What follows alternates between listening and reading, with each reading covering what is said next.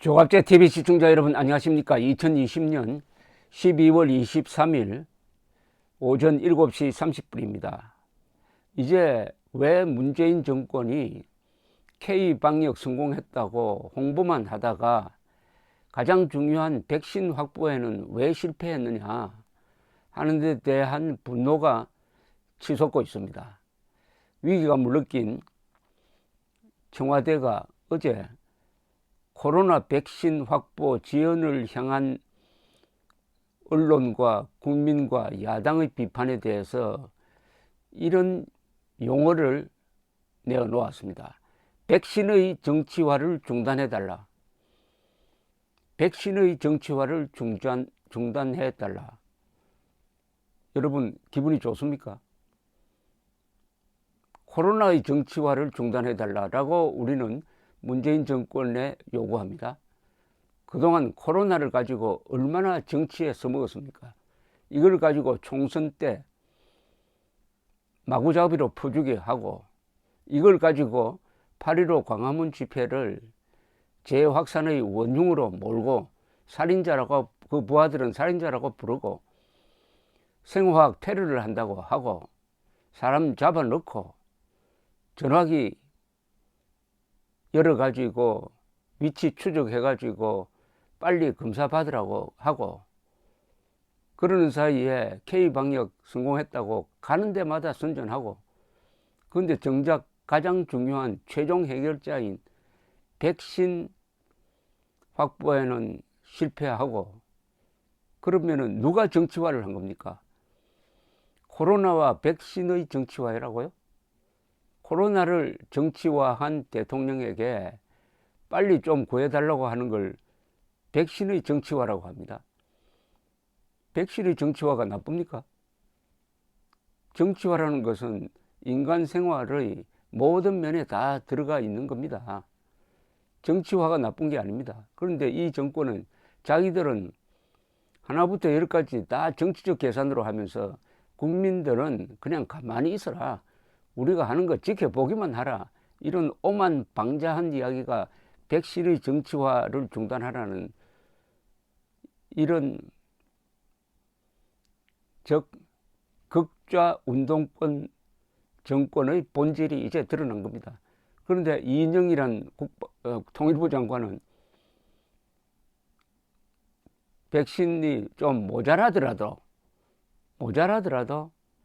김정은과 나눠 갖자. 나눠 갖는 게 아니죠. 갖다 바치자. 김정은에게 갖다 바치자 라고 하고 있습니다. 그래 놓고 백신의 정치화를 중단해달라. 그런데 어제 공개한 청와대가 자기들의 입장을 강화하기 위해서 공개한 문재인 대통령 발언 등 13건의 자료 가운데 9건은 코로나 백신 개발과 SK바이오사이언스의 아스트라제네카가 백신 위탁 생산에 관한 내용이라고 합니다. 그러니까 방향을 잘못 잡은 거죠. 국내 백신 개발에 성공해야 되겠다 하는 그 생각은 좋은데 이게 신약 개발, 특히 백신 개발은 세계 최고의 수준을 가진 미국이나 독일 정도가 가능한 것이라는 것은 상식 있는 사람이면 다 아는 겁니다. 어떻게 국내 백신 개발에 치중해가지고 그렇게 해가지고 이제는 K방역이 세계적인 성공을 거두었다는 것을 홍보해가지고 내년 선거, 내후년 선거에 이기려고 하는 이런 전략을 세웠다는 거 아닙니까? 그게 오히려 들통이 났습니다. 정작 해외 백신 구매 지시 메시지는 지난 9월 15일 내부 참모회의에서 글로벌 제약사 등을 통해 충분한 양의 백신을 확보해 두라고 말한 게 처음이었답니다. 이미 늦었죠. 그 전에 이미 다른 나라들은 다 개발하고 있는 모데나 그리고 화이자를 상대로 선구매 협상을 하고 있을 때였습니다. 그리고 본격적으로 한 것은 지난 11월 말 이후 문재인 대통령이 본격적으로 코로나 백신 확보 지시를 했다는 겁니다. 본격적으로 한 것은 이미 11월 말이면 늦었죠.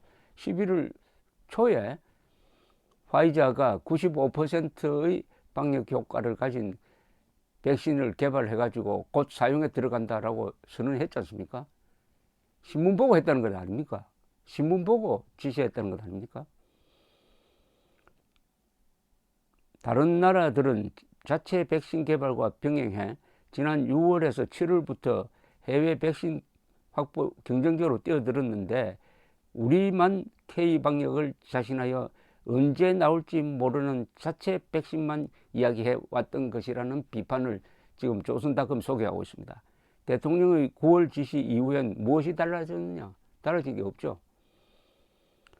지난 11월에 비로소 감사원에 질의를 해가지고 이 백신 선구매해도 좋으냐 등등 여기에 따른 감사원으로부터의 면책 다짐을 받고 본격적으로 나선 것 같기도 합니다.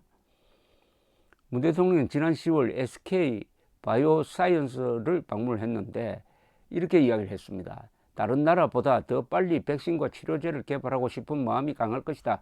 그러나 속도보다도 더 중요한 것은 안전성과 효능이다. K방역에 이어 K바이오가 다시 한번 희망과 자부심이 될 것이다. 백신과 치료제 개발이 가장 중요한 만큼 지원을 확대해 끝까지 자체 개발을 성공시키겠다. 완전히 이게 세상 물정 모르는 사람이죠.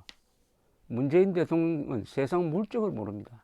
지금 세계가 어떻게 돌아가는데 시간과 다투는데 국내 개발에 이렇게 치중하니까 말단 공무원들은 해외 구매 교섭을 할 이유가 없어진 것 아닙니까? 독촉도 하지 않고 하다가 잘못했다가는 감사원으로부터 감사받아 가지고 징계당할 텐데 왜 해야 되느냐? 가만히 있는 게 상책이다. 이렇게 나온 것 아닙니까?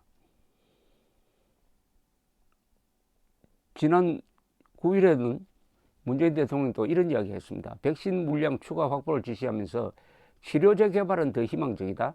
백신 이전에 치료제부터 먼저 사용할 수 있을 것이라는 기대를 갖고 있다. 그렇게 됐습니까? 속도보다 안전성이 중요하다는 메시지도 여러 번 열었습니다. 이게 원론적이죠. 지금 급하게 떼죽음을 하고 있는 이런 세상에서 우선은 안전성보다 속도가 더 중요하죠. 물론 안전성도 개발하는 회사에서 제대로 챙기고 있습니다만은 문재인 대통령이 백신 치료제 자체 개발을 강조하고 화이자, 모더나 등을 뒤로 한 채 아스트라제네카 백신에 올인한 것도 잘못되었다. 이렇게 봅니다. 아스트라제네카라는 회사는 영국 회사인데 지금도 개발 중인데 중간 임상시험 결과를 보면은 모더나 하고 화이자는 95%의 방역 효과를 보여주고 있습니다.